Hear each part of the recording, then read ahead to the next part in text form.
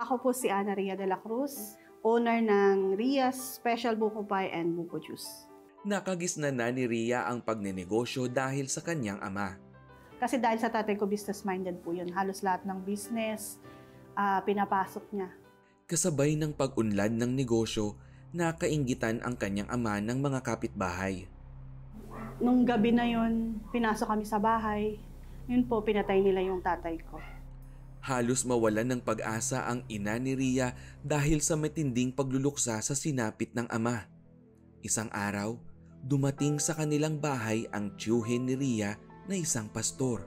Yung nanay ko broken pa. Madaling na-comfort ng mga sinabi ng uncle ko na word of God, ganun. Doon, mula noon, naging okay na ulit yung family namin. Lumaki naman sa Kristiyanong tahanan si Ria. Ngunit nang siya ay magdalaga at umibig sa unang pagkakataon, nagbunga ito ng isang supling sa di inaasahang pagkakataon. Dala ng kabataan, ng kapusukan, hindi ako nakagraduate, nakapag-asawa ako agad ng maaga.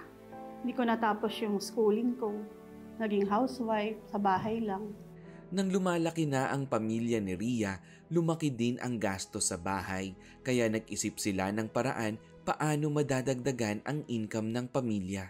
Naglagay kami ng ice cream business, tsaka pizza business.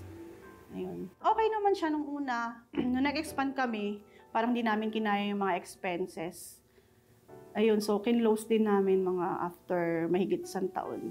Sabi ko siguro parang hindi kami para dito, hindi ako para sa business, gano'n. Pero siya, yung asawa ko, in-encourage naman ako na hindi, sabi ko tayo susuko, try lang, gano'n. After noon, naisipan namin bumili ng maliit na oven. Ang ginagawa naman namin, pandesal. So, pero hindi na-sustain kasi yung pangangailangan namin dahil doon sa pagtitinapay lang. Pero nagwo-work pa rin naman yung asawa ko noon. Hindi rin na nagtagal. Parang napagod din ako. Sabi ko, Lord, gusto ko pa rin naman umasenso. Ayun, 2019, umuwi kami ng Baler. Tapos meron doon isang lugar na tuwing uuwi kami, bumibili kami ng buko pie. Nasasarapan naman kami, nasasarapan yung mga anak ko.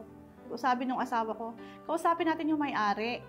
Kunin natin yung baka pwedeng bigay sa atin yung recipe. Babayaran na lang natin siya. Tapos nang bumalik kami ulit ng Baler, ayun, tinuro na sa amin yung paggawa.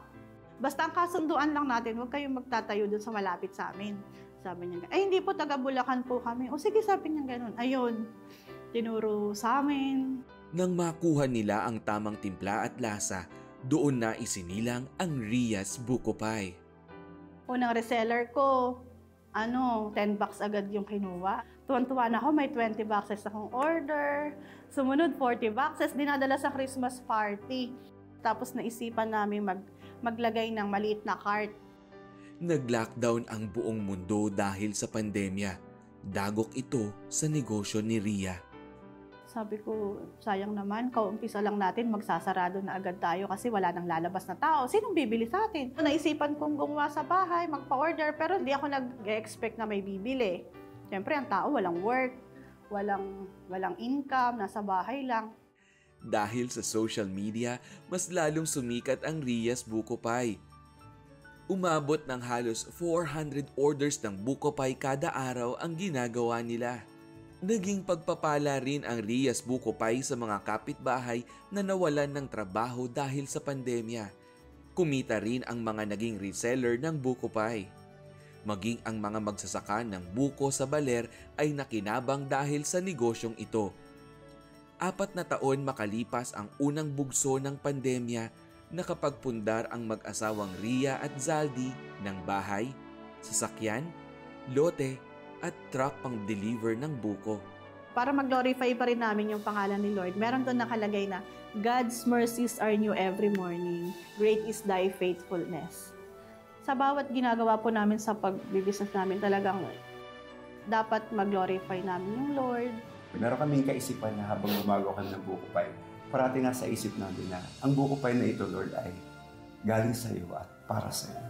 Pananalangin ay parang paghinga na lalo sa pagninegosyo, sa buhay natin, sa mga negosyante, bawat desisyon na gagawin mo dapat talaga kukonsultahin mo ang Panginoon. kaya patuloy ang pagpapala sa negosyo at pamilya ni Zaldy at Rhea. Patunay na tapat ang Diyos sa mga nagmamahal sa Kanya.